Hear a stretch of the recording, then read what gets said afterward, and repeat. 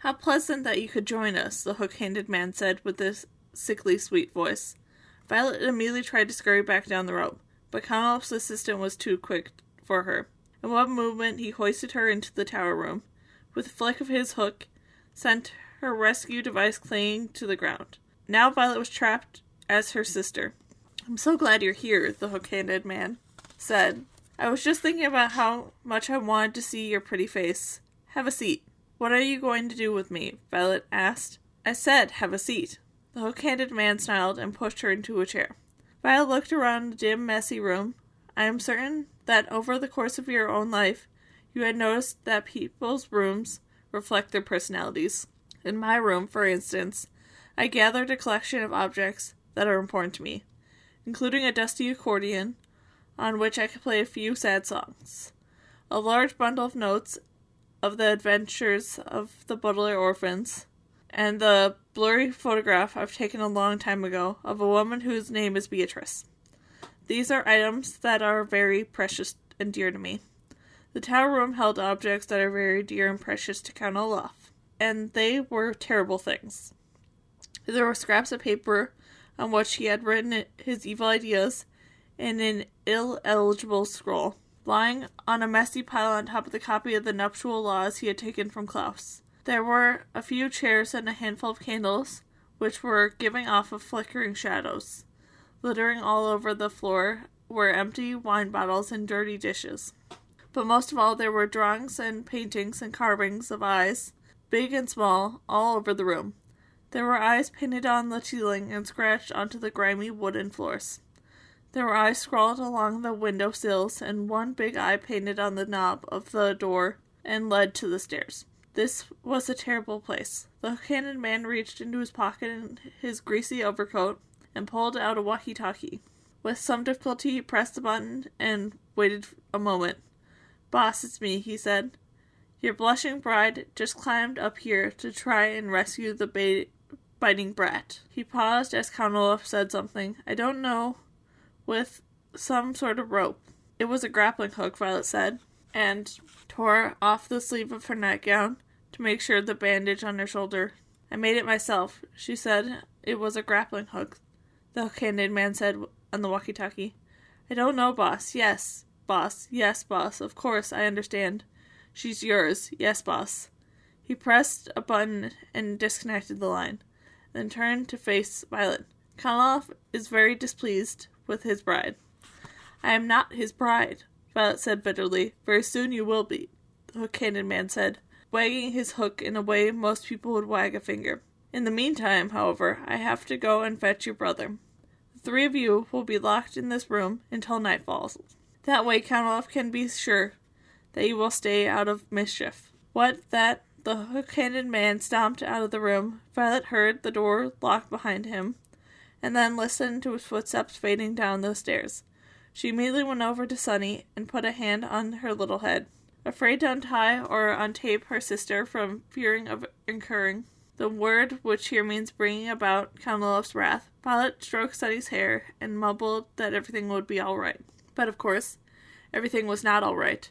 Everything was all wrong. The first light of the morning trickled into the tower. Violet reflected on the awful things she and her siblings had experienced recently. Their parents had died suddenly and horribly. Mr. Poe had brought them ugly clothing. They had moved into Count Olaf's house and were treated terribly. Mr. Poe had refused to help them. They had discovered a fiendish plot involving marrying Violet and stealing the Baudelaire fortune. Klaus had tried to confront Count Olaf with this knowledge. He learned of Justice Strauss's library and failed. Poor Sunny had been captured, and now Violet had tried to rescue Sunny and found herself captured as well. All in all, the Baudelaire orphans had encountered catastrophe after catastrophe, and Violet found the situation lamentably deplorable, and a phrase which here means it was not at all enjoyable. The sounds of footsteps coming up the stairs brought Violet out of her thoughts, and soon she saw the hook-handed man open the door and thrust a very tired, confused, and scared Klaus into the room. Here's the last orphan, the hook-handed man said. Now I must go help Count Olaf with the final preparations for tonight's performance. No monkey business. you two, or I will have to tie you up and let you dangle out of the window as well." Glaring at them, he locked the door again and tromped down the stairs. Klaus blinked and looked around the filthy room. He was still in his pajamas. "What has happened?" he asked Violet. "Why are we all up here?" "I tried to rescue Sunny," Violet said, using an invention of mine to climb up the tower. Klaus went over to the window and looked down at the ground. "It's so high up," he said. "You must have been terrified." "It was very scary," she admitted, "but not as scary as the thought of marrying Count Olaf." "I'm sorry your invention didn't work," Klaus said sadly. "The invention worked fine," Violet said, rubbing her sore shoulder. "I just got caught, and now we're doomed. The hook-handed man said that he was keeping us up here until tonight. And then it's the marvelous marriage." "Do you think you could invent something that would help us escape?" Klaus asked, looking around the room. "Maybe," Violet said, "and why don't you go through those books and papers? Perhaps there's some information that could be of use." For the next few hours, Violet and Klaus searched the room, in their own minds, for anything that might help them. Violet looked for objects in which she could invent something, and Klaus read through the Count Olaf's papers, and from time to time, they would go over to Sunny and smile at her, and pat her on the head to reassure her. Occasionally, Violet and Klaus would speak to each other, and mostly they were silent, lost in their own thoughts. "If we had kerosene," Violet said around noon, "I could make a Molotov cocktail with these bottles." "What are Molotov cocktails?" Klaus asked. "They're a small bomb made inside bottles," Violet explained. "We could throw them out the window to attract attention of passerbyers." "We don't have any kerosene," Klaus said mournfully. They were silent for several hours. If we were polygasmists," Klaus said, "Count Olaf's marriage plan wouldn't work." "What are polygasms?" Violet asked. "Polygasms are people who marry more than one person," Klaus explained. "In the community, polygasmists are breaking the law even if they married in the presence of a judge. With that statement of I do, and the signed document of their own hand, I read it here in nuptial law." "But we're not polygasmists," Violet said mournfully. They were silent for several more hours. "We could break these bottles in half," Violet said, "and use them as knives, but I'm afraid that Count Olaf's troop would overpower us." "We could say I don't instead of I do," Klaus said, "but I'm afraid Count Olaf would order Sunny dropped off the tower." "I certainly would," Count Olaf said, and the children jumped.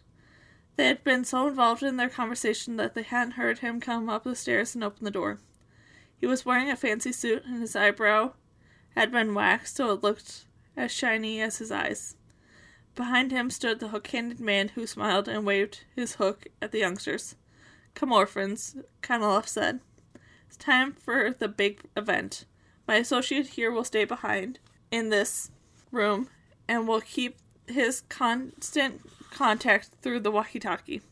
If anything goes wrong during tonight's performance, your sister will be dropped to her death. Come along now." Violet and Klaus looked at each other and then at Sunny, still dangling in her cage, and followed Count Olaf out the door. As Klaus walked down the tower stairs, he felt a heavy sinking in his heart, as all hope left him. There truly seemed to be no way out of the predicament. Violet was feeling the same way until she reached out with her right hand and grasped the banister for balance. She looked at her right hand for a second, and they began to think, all the way down the stairs and out the door. And the short walk down the block to the theater, Violet thought and thought and thought harder than she had ever in her entire life.